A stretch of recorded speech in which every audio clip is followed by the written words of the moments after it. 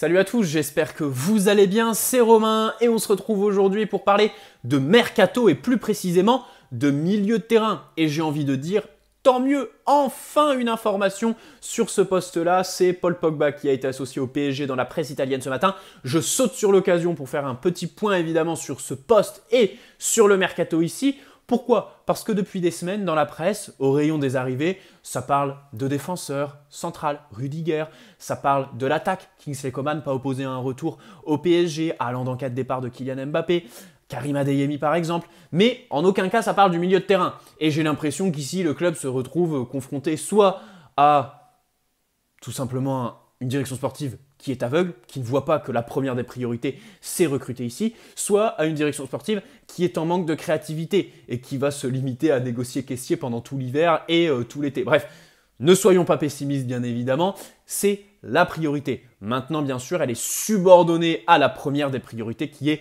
de dégraisser. Ici, la question évidemment qualitative, voilà, le fait qu'on ait des indésirables, des joueurs qui n'ont pas le niveau, qui sont nuls, elle ne vaut rien par rapport au fait qu'on est tout simplement numériquement beaucoup trop dans ce groupe. Il faut dégraisser, le poste des gardiens est l'illustration parfaite, le poste du milieu de terrain un petit peu aussi, et donc on va se faire un petit point sur ce milieu de terrain qui a connu plusieurs phases dans cette saison. On arrive à la moitié, on va pouvoir tirer quelques petits bilans.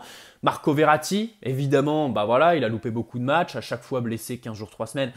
Ça pénalise un petit peu, c'est toujours la même chose, donc on va pas revenir là-dessus. Paredes, bon, j'ai envie de me dire, on se demande qu'est-ce qu'il en a à foutre du PSG, parce qu'à un moment donné, il jouait plus avec la sélection argentine qu'avec son club, même s'il y a remédié bien évidemment ces derniers temps. Joueur technique, évidemment, voilà, qui arrive à casser les lignes, à trouver des joueurs entre, à renverser le jeu, mais parfois assez monotone, qui peine à conserver le ballon sous pression bien évidemment, qui ne scanne pas assez le terrain avant de recevoir le ballon. Premier cas de nonchalance. Second cas de nonchalance, bien évidemment, le fait qu'il ne court pas beaucoup. En termes de contre-pressing, parfois c'est flagrant et surtout très très énervant. Wijnaldum est venu et il a fait des débuts assez compliqués. Voilà, alors ici pour moi il y avait deux facteurs à prendre en compte. Le fait que le mec, bah, ça fait longtemps, voilà, il a été professionnel à 16 ans, il a beaucoup de matchs dans les jambes, il sort de l'équipe la mieux organisée d'Europe, il a la trentaine, donc voilà, en termes physiques, évidemment, il fallait être un petit peu intransigeant au début. Aujourd'hui, il est bien monté en puissance, il est plutôt pas mal. Et d'un point de vue tactique, comme je disais, Liverpool, c'est une équipe dans laquelle chacun sait ce qu'il doit faire, évidemment.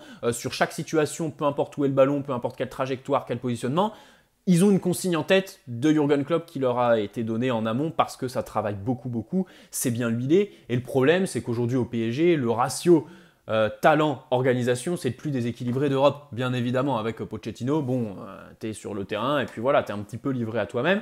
Wijnaldum était incapable de faire ça. Aujourd'hui, ce qui fait que ces prestations, je les qualifierais de passables. Voilà, il fait des matchs globalement assez bons, même si bien sûr techniquement il n'aura jamais le niveau.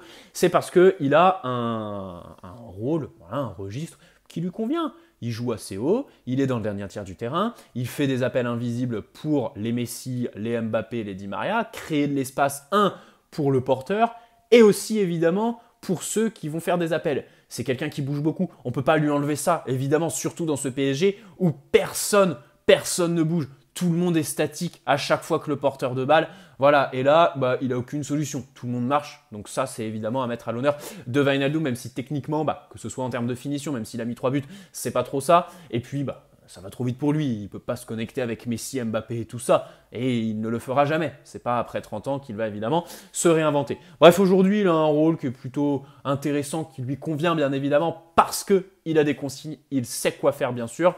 Donc voilà, là-dessus, petite montée en puissance à signaler. Gueye Herrera, bon, je les mets dans le même sac parce qu'ils surperformaient tous les deux en fin août, début septembre. Ensuite, c'est retombé. Herrera, quelques blessures. Dans les grands matchs, Herrera, c'est pas possible, quoi. Prenez le match contre Bruges, prenez le match retour contre Manchester City. C'est très compliqué pour lui, dans les sorties de balles, de se montrer. Voilà, les passes latérales, les passes vers l'arrière, pas beaucoup de personnalité, pas beaucoup de caractère. À la fin, voilà, il faut aussi savoir tirer des conclusions. Herrera, ce serait potentiellement un milieu de terrain, voilà, dont je me séparais, à la différence d'Idrissa Gueye, qui lui vraiment a du caractère. Alors oui, il a eu une petite baisse de régime par moment, mais en termes de pressing, il a beaucoup de personnalité, il engage évidemment. Parfois, bah, il a des moments de trou, tu sais pas trop ce qui se passe dans sa tête en fait. Comme sur le but qu'on prend contre Bruges au Parc des Princes, il perd la balle parce qu'il est statique. Peut-être aussi que Verratti la tient trop longtemps. Du coup, il s'attend plus à la recevoir. Mais voilà, il la reçoit. Bon, bah, le mec, il est un peu perdu. Il ne sait pas trop. De l'autre côté, il n'y a pas du tout d'automatisme. On ne sait pas au préalable où va se trouver son partenaire. Bref, Gueye, bon, c'est pas le premier sur lequel je tomberai. Danilo a fait d'assez bonnes performances, comme il a fait des performance guignolesque, hein, tout simplement. L'entrée contre Bordeaux, par exemple. C'est très compliqué pour lui. Voilà, il joue avec des Timberland. Techniquement, c'est assez compliqué. En termes de vitesse, il est très souvent dépassé. C'est même pas la vitesse, en fait, pour moi, qui est un problème pour lui. C'est surtout la réactivité, l'explosivité. Voilà, c'est pas qu'il va pas vite. C'est qu'une fois qu'on l'a dépassé, il est complètement cramé, quoi. Il n'y a aucune possibilité de récupérer, si ce n'est tacler par derrière et faire une grossière faute qui, évidemment, renforcerait la clownerie. Bref, dans tous les cas, c'est quelqu'un qui ne fait pas de bruit, on ne peut pas lui enlever ça, il ne coûte pas cher. Mais d'un autre côté, il faut arrêter de faire dans les sentiments. On est le PSG, on ne recrute pas des joueurs parce qu'ils sont gentils, parce qu'ils donnent tout sur le terrain. À un moment donné, il faut aussi un certain niveau. Et c'est aussi évidemment la philosophie qui colle au PSG depuis longtemps, le petit côté bling-bling, pas au sens péjoratif du terme, attention, parce que technique, parce que des fantaisies bien sûr, et aujourd'hui c'est ce qui manque à ce milieu de terrain. Marco Verratti a loupé la moitié des matchs. Bon, Rafinha, je compte pas trop.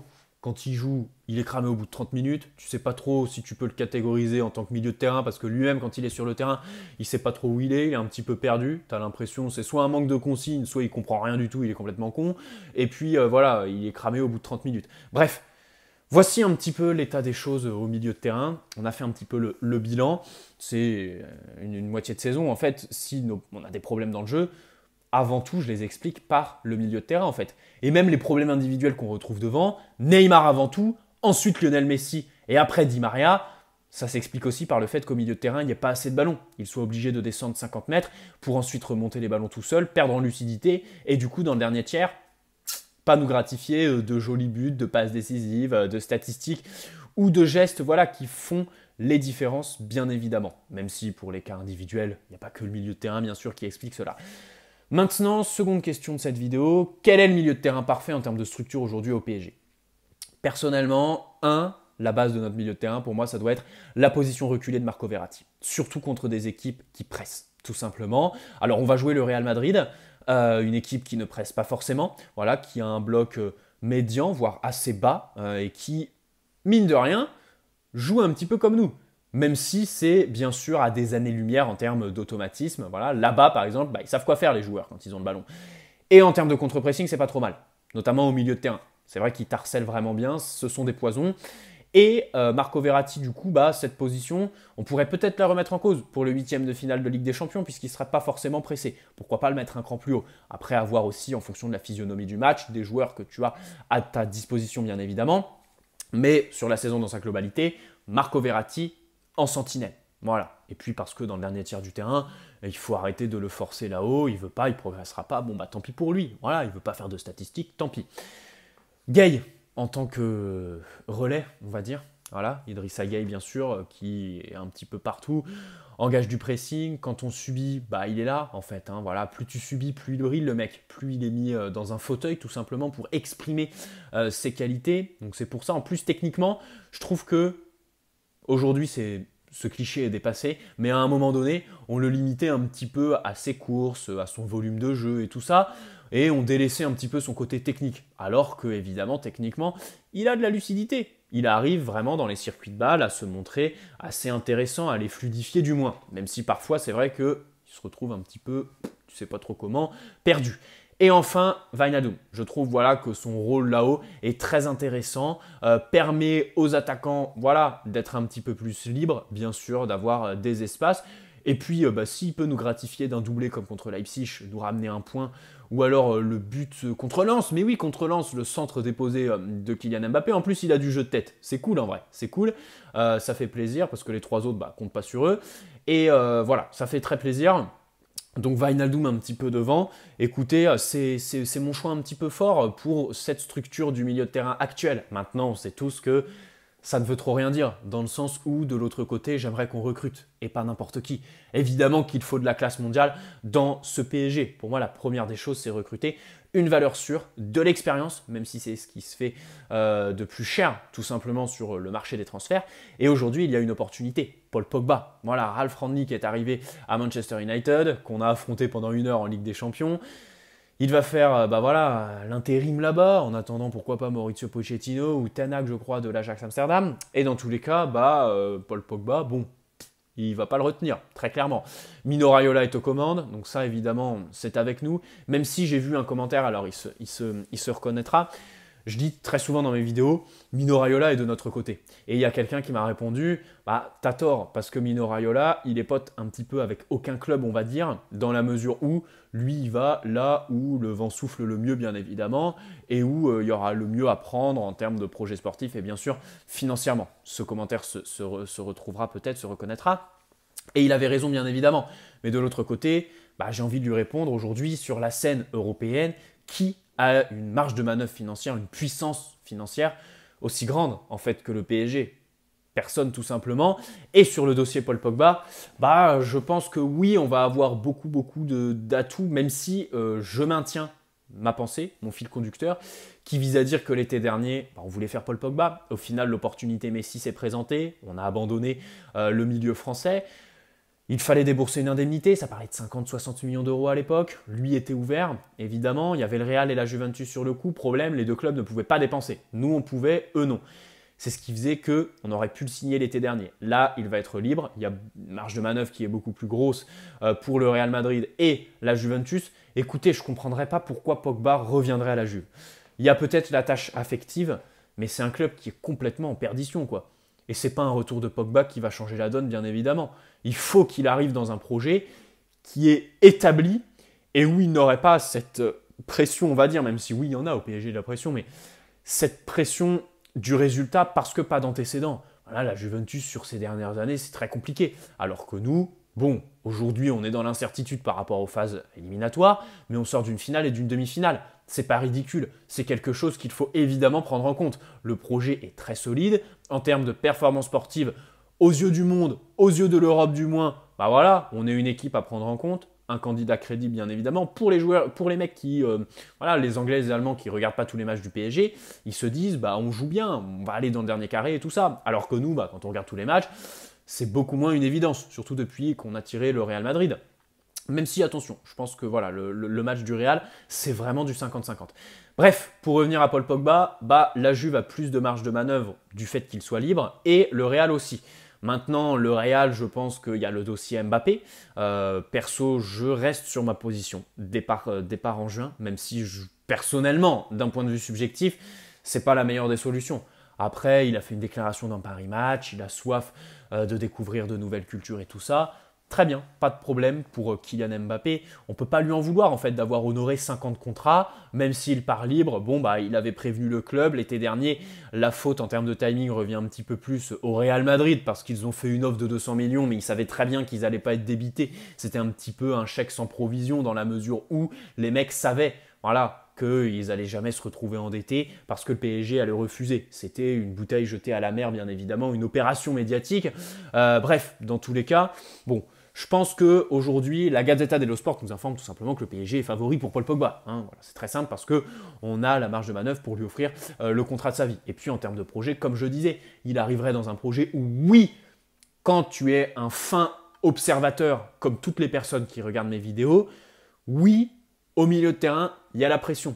Il viendrait comme un sauveur et ça peut faire peur, sachant que c'est un petit peu un intermittent du spectacle, très irrégulier. Mais de l'autre côté, nous sommes un projet qui, aux yeux du monde, comme je disais, est abouti aujourd'hui en termes sportifs. En Ligue des Champions, on a passé d'abord ce cap des huitièmes, avec le Final 8. Et ensuite, dans les grands matchs, on se sublime, on a des références et on arrive dans le dernier carré sur les 2 dernières saisons. C'est une réalité, qu'on le veuille ou non, qu'on soit détracteur ou pas, le PSG est dans le dernier carré. Donc, c'est un projet où, évidemment, tu n'as pas cette pression du... Enfin, si, tu as la pression du résultat, mais les antécédents font que tu es beaucoup plus sûr de toi. Et donc, Paul Pogba arrive comme ça. Après, il est dans la fleur de l'âge. Il est évidemment pas très régulier, bien sûr. Ça, voilà, on peut l'enlever à personne. Je pense qu'avant tout, c'est un joueur de tournoi. Voilà. S'il avait été au Final 8, je pense qu'il aurait tout pété. Mais voilà, Paul Pogba, c'est un petit peu comme un Presnel Kimpembe, comme un Neymar aussi. Voilà, si tu le renfermes avec sa sélection, hop, il te fait des performances absolument extraordinaires. Tu le coupes du monde. Et tu le coupes du monde, petit jeu de mots. Et maintenant, c'est aussi bah, voilà, le prototype du milieu complet dans son excellence. Alors, il y a un papier qui disait que Xavi n'en voulait pas au Barça parce qu'il n'était pas technique. Enfin, franchement, je rigole. Je rigole doucement. Voilà, parce qu'il sait tout faire. C'est quelqu'un qui arrive à contre-presser. Il est très grand, très physique. Voilà, très difficile de lui prendre le ballon en termes de conservation de balle. Distribution, évidemment, qu'il ferait le lien entre l'attaque et le milieu de terrain. C'est là que tout le défaut du milieu de terrain se trouve. Paul Pogba viendrait alimenter Lionel Messi, Kylian Mbappé. Neymar d'ailleurs, voilà, c'est un facteur à prendre en compte pour la prolongation d'Mbappé.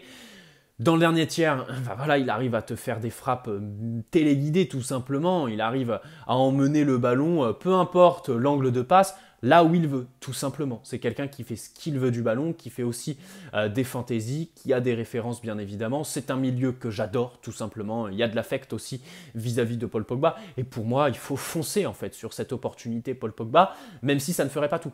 Voilà, il faut recruter quelqu'un d'autre aussi, parce que ça n'en reste pas moins un joueur irrégulier. Là, il est encore blessé, c'est un petit peu un intermittent du spectacle, même si bien sûr, dans tous les cas, c'est toujours mieux évidemment qu'un Paredes, qu'un Gay, qu'un Herrera et tout ça. Bien sûr que Paul Pogba sur le terrain, ça te change la face de ton équipe aujourd'hui. On ne se rend pas compte comment notre milieu est en perdition, tout simplement. Maintenant, il faut aussi recruter quelqu'un d'autre. Il ne faut pas tomber dans le délire du « j'ai recruté Paul Pogba, ça a fait du bruit, maintenant je peux me concentrer sur autre chose ». Non, non, non, il faut bien étoffer ce milieu de terrain et puis avant tout, il faut le dégraisser, bien évidemment. Pogba qui sait absolument tout faire, je le répète, mais de toute façon, j'en ai fait des dizaines des vidéos sur Paul Pogba ou des vidéos dans lesquelles je reviens sur lui, tellement je l'adore en fait. C'est un joueur que je kiffe. Évidemment, voilà, c'est quelqu'un qui, lorsqu'il est sur le terrain, est capable de faire ce qu'il veut du ballon. Allez, j'espère que cette vidéo vous aura plu. On a fait un petit état des lieux du milieu de terrain. On n'aura pas trop parlé de Paul Pogba, j'en suis désolé. Ça aura été l'ouverture de fin de vidéo. N'hésitez pas à poser un like si cette vidéo vous a plu. Vous abonner bien sûr si ce n'est pas déjà fait. Et puis on se retrouve demain pour débriefer ce fameux match de Coupe de France avec Sergio Ramos visiblement dans le groupe. Sur le terrain, pourquoi pas. On va griller évidemment bah voilà, notre crédit avec Sergio Ramos en Coupe de France. Bonne soirée à tous. Ciao les amis. Et puis bonnes vacances à ceux qui le sont évidemment depuis hier soir. Ciao.